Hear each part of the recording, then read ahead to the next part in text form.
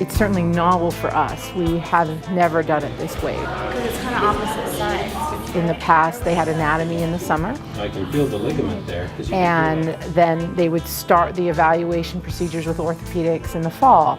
And my colleague, Ron Andrews, would say that he'd get to the point of teaching the hand and they hadn't seen anything about the anatomy of the hand for 6 months. All you're going to do is take and squeeze the calf and see I the think the theory was that it's a little more efficient and maybe more reinforcement as we went through it, where we're not repeating content to kind of catch things up or address the kind of load of information for a given area. We're kind of doing it all at once.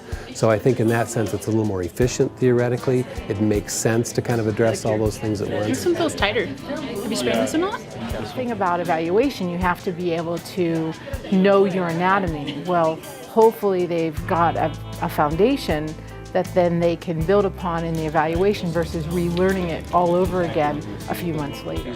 If I pull and it really feels rock solid, I mean it doesn't come forward. Just having anatomy with ortho and with other classes, you see things over and over again and you really get it in your head and you can connect things. It's not just broken up and you have to go back and remember, okay, wait, why am I doing this?